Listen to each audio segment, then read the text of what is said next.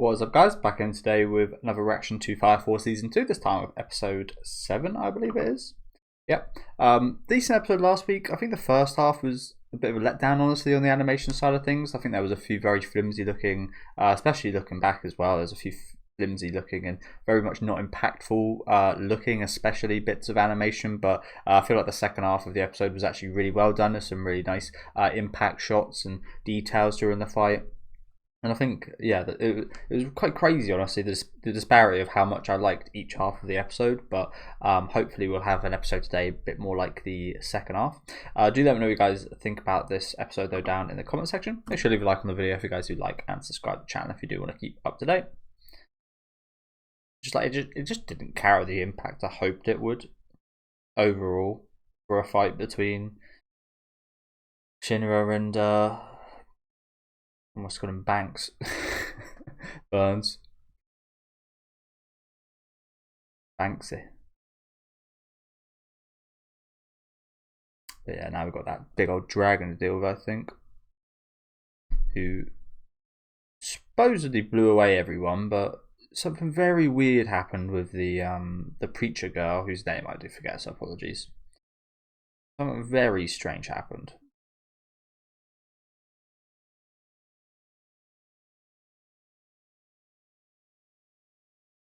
So if anyone's seen this guy and his eyes, they would instantly know who this is. his mask is literally the details in his eyes, just bigger. So if you've ever seen I forget his name now as well, Benimaru. If you've ever seen his face, you know exactly who that is. I mean, you can say that about anyone's voice as well, I guess. He's got a very specific voice.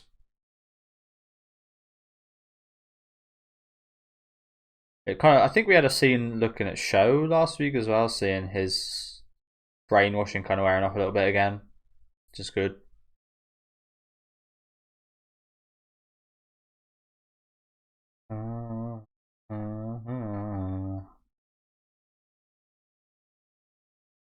Okay, I love the people behind this song.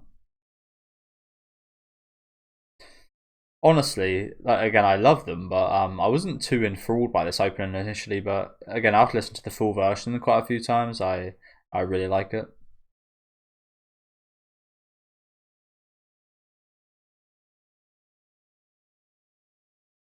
I've said this before though. My favorite part of the song isn't actually even in the opener, vocally.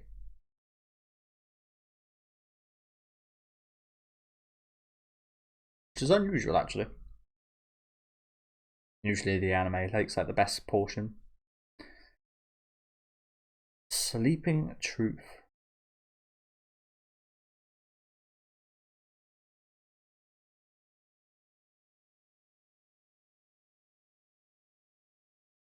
Oh, what a surprise. It's like fucking Sanji. Not Sanji. What's his name? Big Nose from One Piece. Forget his name now.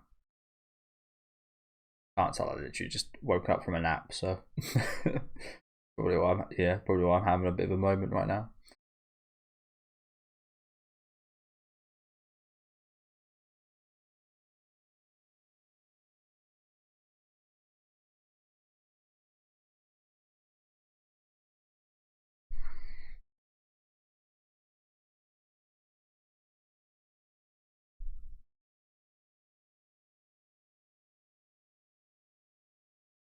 I love those sound effects.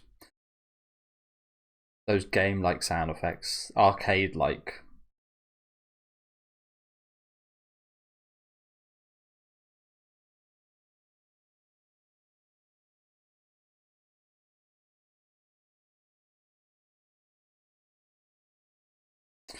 Or still flexing. No, it takes a lot of effort to fully flex. Thank God someone's helped it. It takes a lot of effort to fully flex, especially for that long. I'm not sure if people realise when you look at someone that's totally ripped like this. I mean, the obvious benefit is that they're absolutely ripped, but there is negatives. One of those being because your muscles are so big and they're so strong, to actually use them for a certain period of time takes an equal amount of energy out of you.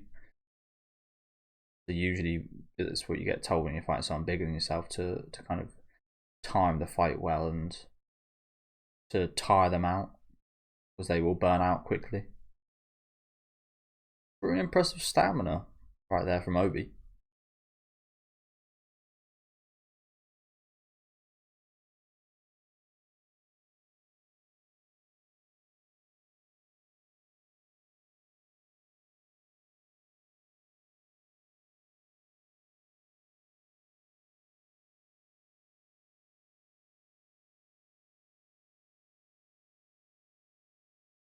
Just two men, naked, touching. It's so warm.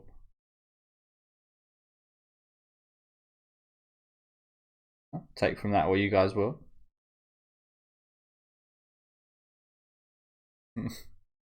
that must feel pretty cool.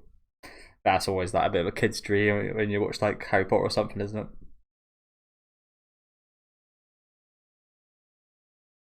Yes, Benimaru and Joker at it again. Like I said, probably one of my favourite episodes in the whole show. Those episodes last season of these two. Even though it wasn't quite as action packed as I wanted it to be, just seeing them together, I think they got really good chemistry. And he should be a pretty awesome challenge.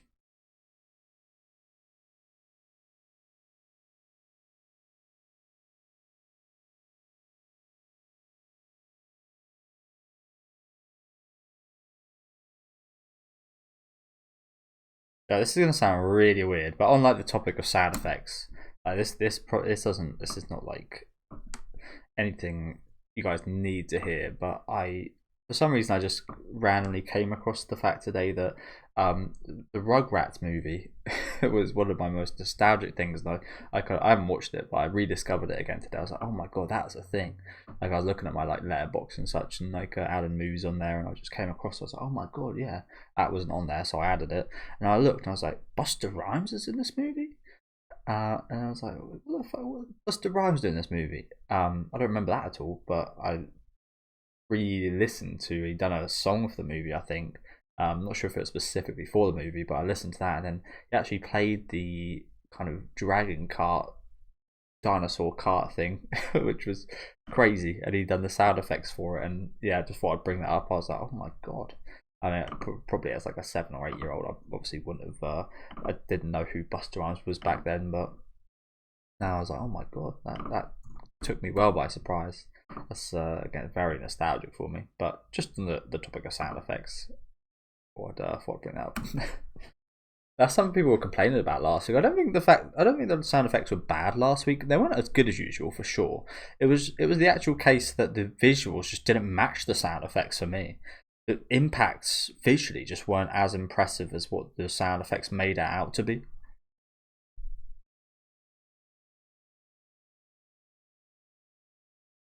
Even though those sound effects weren't even as great as usual as well, so that's like a little bit of double disappointment.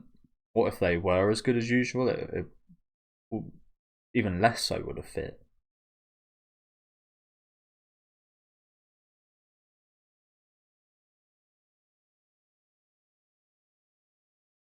That's a shame.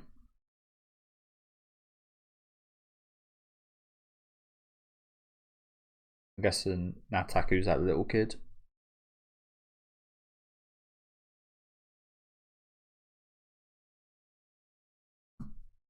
Are they?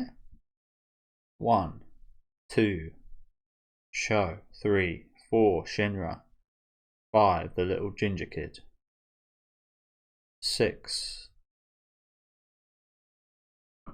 6 and 7. Are we still counting Amaterasu? I guess Amaterasu still counts. That girl inside Amaterasu, keeping everything going. 6, and now that other one. So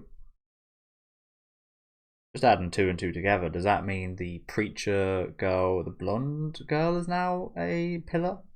I mean, I can't think of anything else in the past few episodes that has shown. I mean, it's usually a massive thing in a show for a pillar to be born. It's you usually like see something kind of visually, and it's usually like looked at in depth. But the only thing I can think of is that scene from last week with the blonde preacher or prayer girl. Again, I don't know. I can't remember her name, so apologies. But so she is now a pillar. So that is all of them in a relatively small area. Like I said, you usually see some kind of like awakening scene in the yeah. Interesting.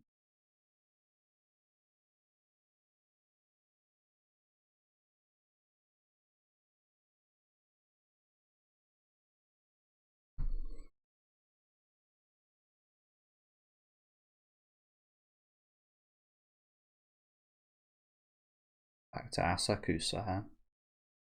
Okay. Well, yeah, that dream's done. Fair play for him for trying to keep his identity hidden, I guess. But as soon as you see any kind of anything from him, it gives away exactly who he is.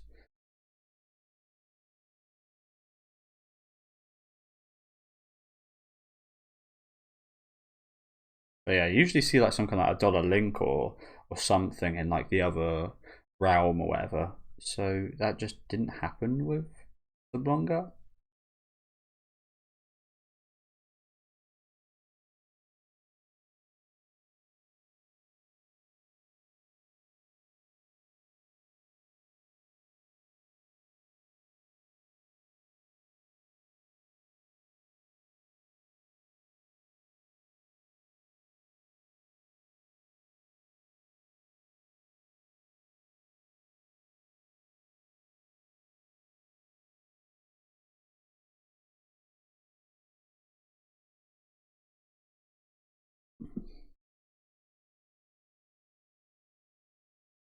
His own doppelganger.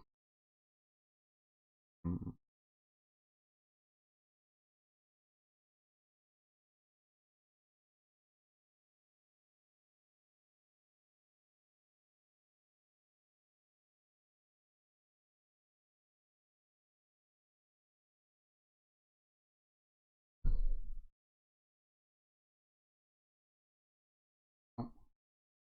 No.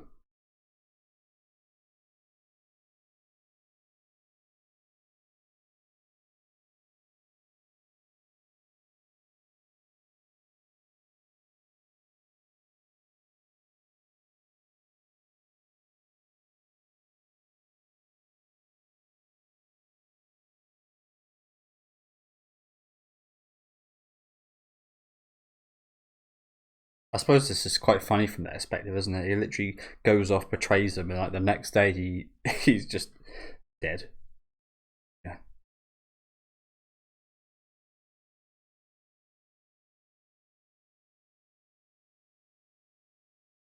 quite a crazy time for these guys, isn't it?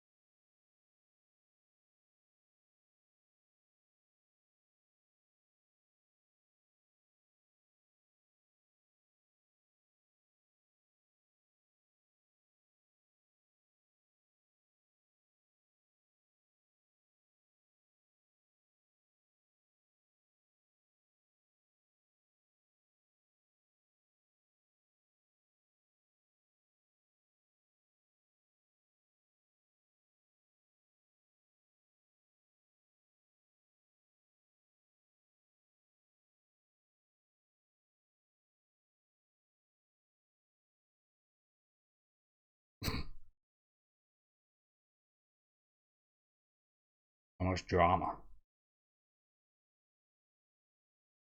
What does she figure out in regard to the double gangers? That shot, that dramatic shot, tells me probably something. That was a shot of action.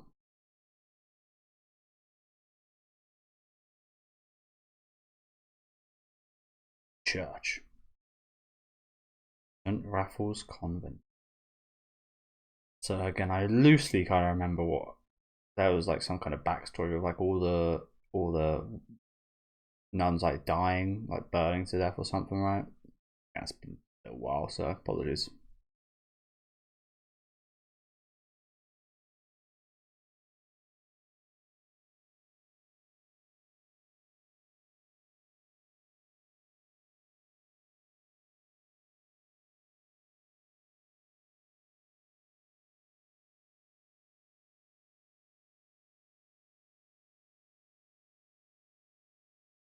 I'm glad we're getting a little bit of a recap. As I said, I very vaguely remember.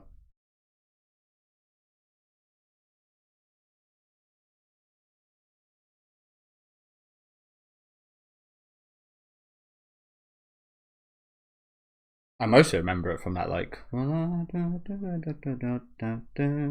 that ending, because that is again one of my favourite anime endings ever, I think.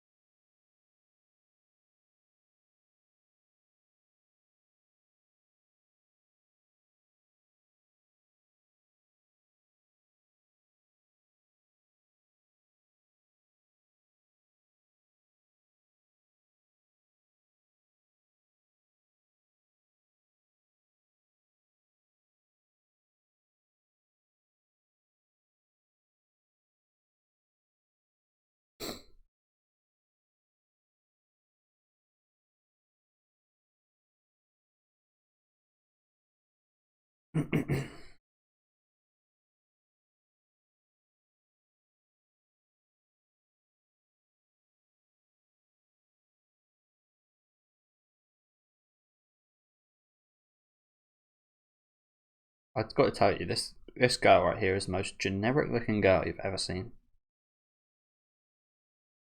Like her credits in the movie would just be girl.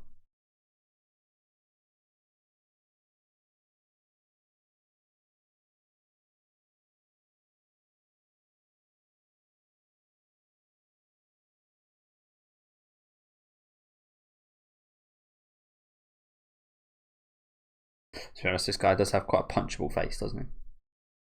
His hair's not too bad.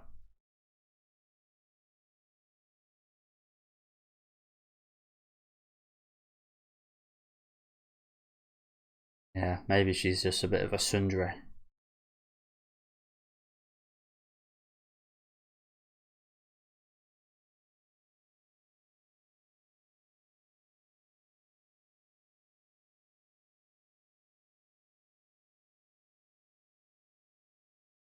I'm at this.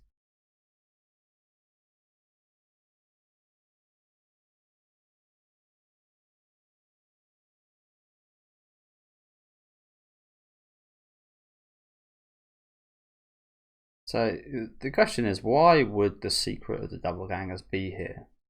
Iris, that's the girl's name. I'm not going to remember that, so apologies in advance. But yeah.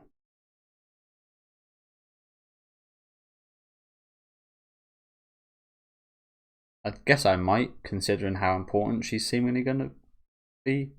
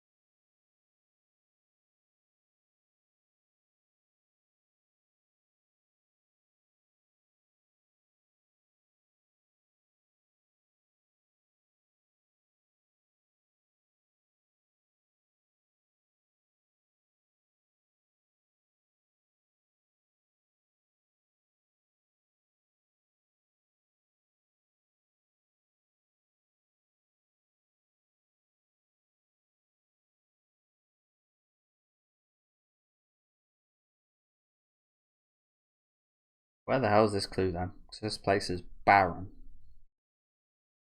Yeah, it's definitely underground, isn't it? Always is. Always, the creepy stuff always is.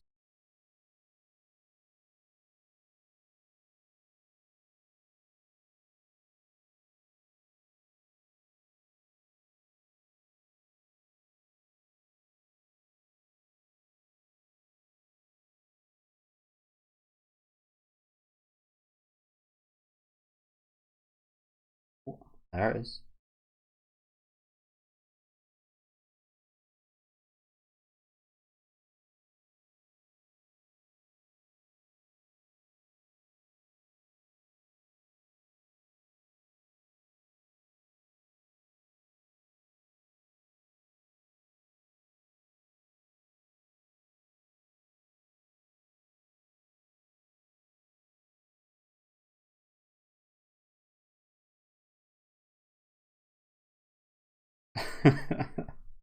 Must be some kind of like hidden button or something.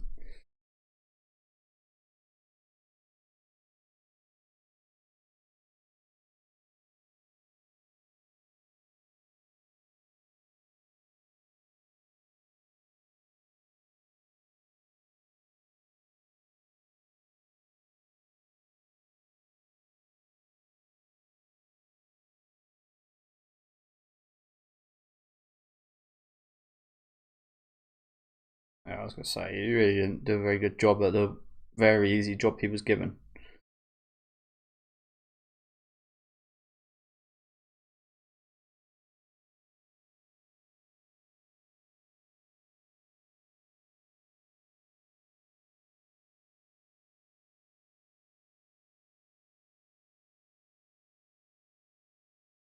And again, it's been so long, I kind of forget what she can do.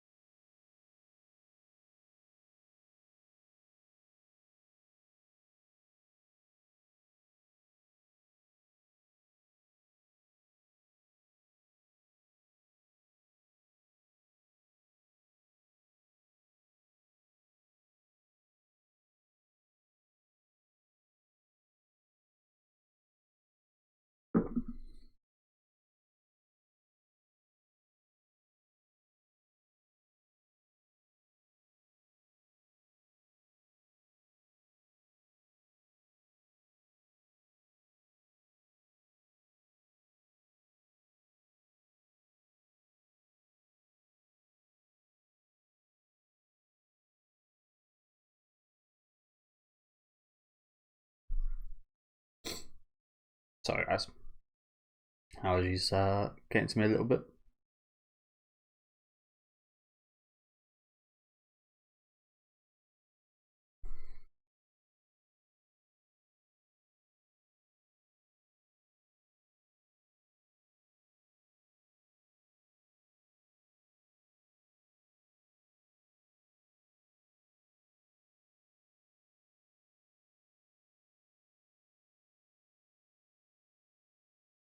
That reminds me of the Resident Evil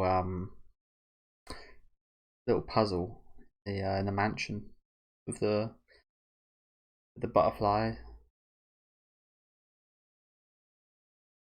Kind of looks like a similar room actually.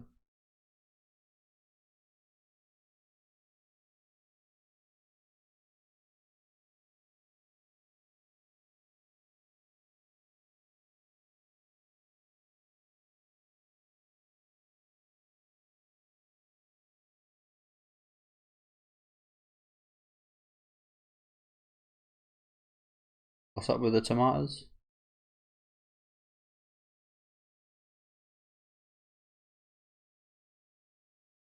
Some kind of special tomatoes. Is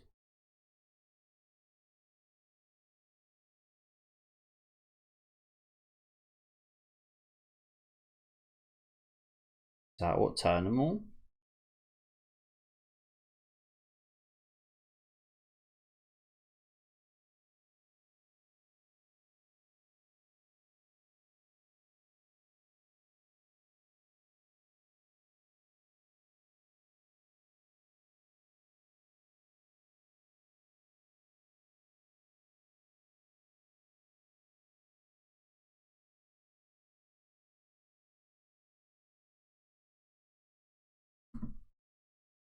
Just gonna rewind this. Apologies. So, is it the actual vegetables they were cooking have been like I'm not really sure how to put this, but usually have some kind of like nutrients or something you feed plants that sometimes makes it more potent and more likely that they succeed to be fertilizer and stuff like that. So maybe there's like some kind of special kind of infernal fertilizer that they used or something, and that ended up like slowly kind of poisoning the girls, and eventually they're all turning into infernals or something. I don't really know. Like I said, I've got to rewind here a little bit.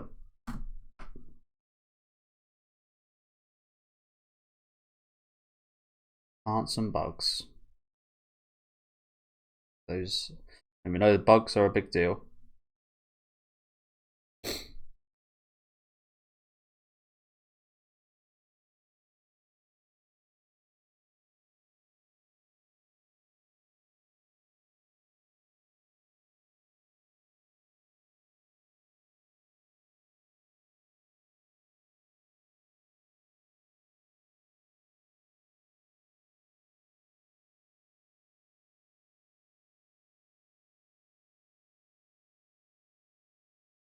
Okay. So I don't really miss anything. It's just hugely ironic, every word these guys are saying.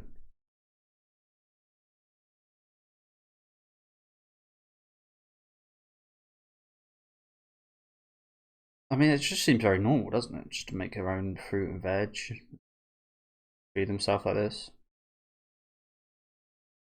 It really doesn't seem very controversial on the surface, does it? Begs the question: if these veg did like help them turn to infernals, why didn't Iris and Ibana eat them?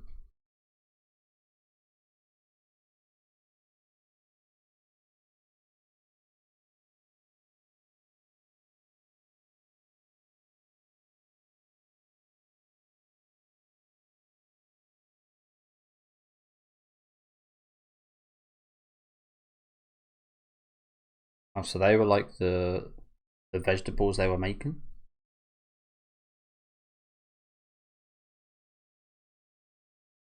Oh my god, she's here. I won't bother sorting out the time. I've only got a minute left. See, I think more don't know what I got from that the fact that the vegetables would be like tainted with something that doesn't seem like the case. It seems more that she gathered that they are more like the vegetables being kind of and like insects there being kind of led and uh yeah, experimented and raised for a purpose.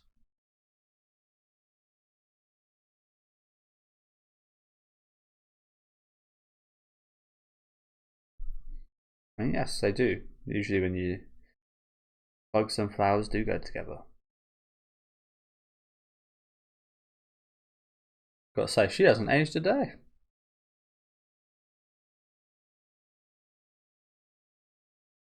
She's got a horrible face, hasn't she? So it's too nice. Her face looks too nice and kind that it doesn't, if that makes any sense. So yeah, we'll skip the end. You guys know I'm not a big fan of the sending sequence. Although apparently it did change last week. I'm not sure what about it changed. I think it might have been the scene with probably Burns and maybe Iris. Oh yeah, he's dead there. He gets killed by his doppelganger in that shot there. And then it's just Joker. Okay. Like I said, I'm still not a big fan of this ending. Wonder if anything of Iris changes here. Oh, we see that thing that she done last week. Okay. Yeah, still don't really understand what's going on here with Hibana. it's like it's been built up over the past few weeks, hasn't it? Her kind of looking into this, and I think they've done a pretty good job this episode of looking into it more and giving us a few more details with the gut. Honestly, I kind of see these girls like almost like the little sisters from like BioShock or something now. Now that we've seen this kind of description of them being kind of farmed.